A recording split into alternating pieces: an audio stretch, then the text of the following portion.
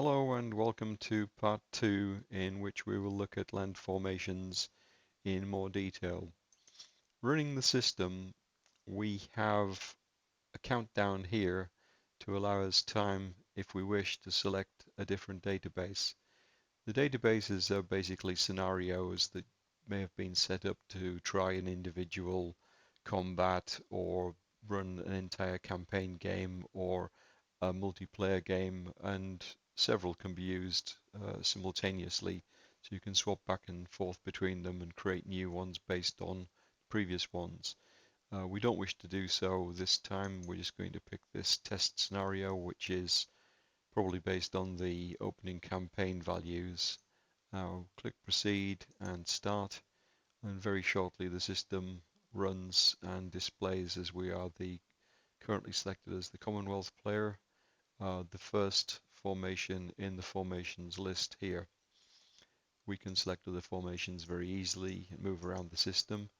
We can also sort them so that if we're particularly interested at the moment in the Merzimatru garrison, we can bring it up nearer to the top and work on it like that. We can also pick the Italians.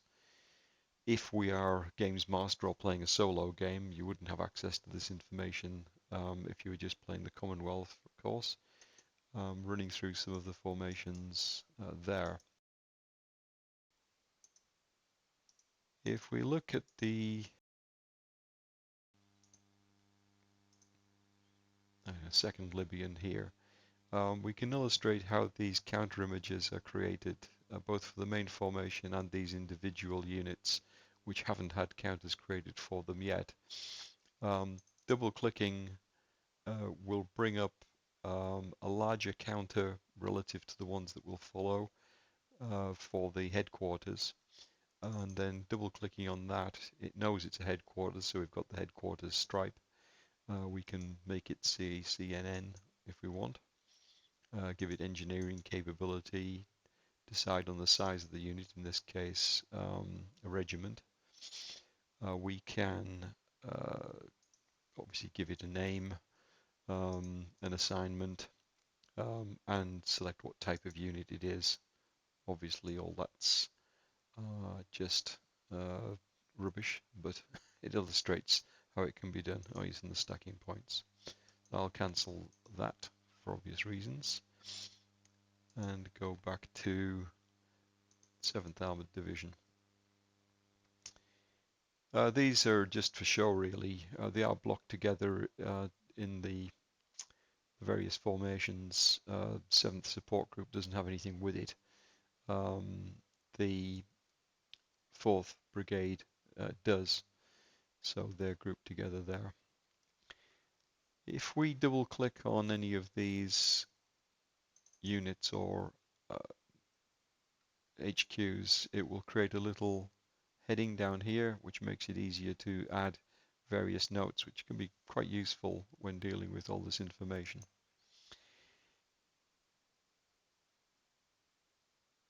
We can also easily detach and attach units. For example, 7th, 8th Hussars, if we drag it over to the formations list here, we get a warning about all the dire things that will be involved within the game that need to adjust. And now it becomes a formation in its own right and can run around. We can also, of course, do the reverse, go back to the 7th Armoured Division and put the 8th Hussars back in some place. We could put it in the 4th Armoured Brigade. There's nothing to stop us within the system from breaking some of the rules. Well, there is validation on some things, but not on this. Or we can put it back where it actually belongs. What we can't do is attach it to a non-HQ unit. That wouldn't make sense. So there's validation for things like that. So we'll put it back where it was. We'll see now that the 7th Armoured Division has used 2 CPs. This is the cost of attaching and detaching, but there's more to that. A unit that's been attached may well have used CPs on its own. It may have a different CPA, the CPA and the CPs used of the formation to which it's going to be attached could also be different. The system will do a time and space calculation, taking into account also the cost of attachment, and adjust everything automatically. Um, Harder to explain than what it does, but anyone who's familiar with the game may well have a good idea of what I'm talking about. Other people probably not as much. While we're down here, we have CPs used for movement. The only significance of this being that every batch of 5 CPs would garner an extra point of fuel use. Cohesion and breakdown are also adjustable. Cohesion is a formation level uh, parameter. These values here are not editable. They're calculated by the system, and a lot of them relate to the supplies required here, which is a bit of a blunt instrument, necessarily so, because the amount of supplies used in any given op stage is going to depend an awful lot on what the unit's actually doing, or formation's doing. Supplies for things like ammo are taken to be whatever the main use of that unit is. So if it's a tank battalion, it would be the anti-armor rate. Uh, if it's a artillery regiment, it would be the barrage rate, which I think is 4 per tow point. The combat values are pretty self-explanatory, and these are all multiplied by whatever the current tow strength is. Maximum tow here. A section here for assigning light, medium, and heavy trucks. We need an infantry unit to be able to illustrate that. Mersema True Garrison will do. If we provide insufficient transport, then it tells us that it's insufficient. If we add some more transport, then it gives us a motorization based on the medium-heavy CPA capability of the of trucks, which include a group with either, well, that are not exclusively light trucks. I'm not going to go into the maths of all of this, but anybody who has the system will be able to explore it and have some fun. Breakdown adjustment rating. The water on board is sort of the water in the radiators, if you like, and it's either not required, which is the case here with these being grey, or it is required and it's available. These haven't moved yet, so they've still got their onboard water, and they will retain it if the attached supply trucks provide the water. If they want to use it, however, they can do so, and that will change to red. It would take too long to go into every nook and cranny of the explanations for these things, so I'm assuming some prior knowledge of the game as well. We can obviously add a new unit.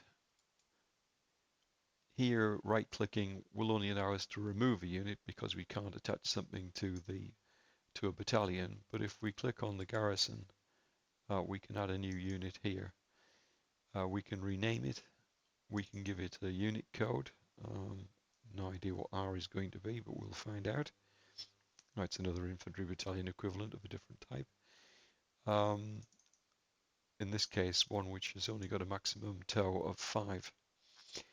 There's also equipment to allocate that's probably best illustrated by an Italian unit, which tend to have lots of bits of artillery and so on. Sometimes there are multiple weapon systems available, and we can add or we can change, including adding other captured equipment using this system here. I'll cancel in this case. The way in which these are spaced down and added, and the way that all this is indented, is all done automatically and came at great cost in man hours of coding time. To do the simplest of thing requires quite a lot of effort and not a little expertise. The attached supply trucks here, more or less self-explanatory. If we have 5 medium trucks with a capacity of ammo, I think other people have probably copied this format from my original spreadsheets. Um, if we click here, we've got a simple ability to add some ammo. So we can change that to 5. It will validate it if we're adding too much for the capacity. So we've added 5 points there. However, if we click on something like heavy trucks fuel, then it provides more options because the added trucks, if we're adding them, would change the fuel capacity or that's on board for the trucks, and obviously the fuel capacity of the cargo would change, and we can also select onboard fuel. So this takes care of everything and validates the presence of the trucks.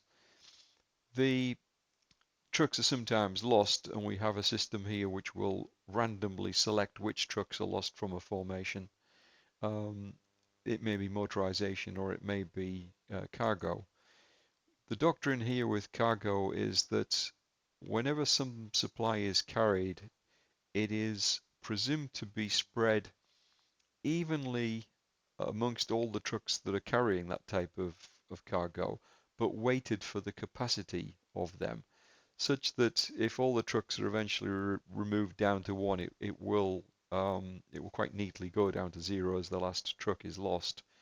The other way of doing it would be to presume that some trucks were running around empty. I think this is more realistic, and it gives a better feel when things are lost. I think that's more or less it for the land system. There will be some things that I've omitted to mention. We didn't really finish off that creation of a new unit. I think we were over with the British and the Merseyrail garrison. Yeah, we could complete by putting its name in here. Um, One thing I should mention is that this location box has the ability to enter a code beginning with Z, all zeros, which indicates that it's not yet been placed. That's handy when setting up, say, the campaign scenario where uh, people have not yet decided where those not randomly, but player's choice units go on map C, D, or whatever. And I'll wrap it up there. I'll come back to anything I've missed next time, and we'll go on and have a look at the air system in the next video. Thanks for listening. Bye.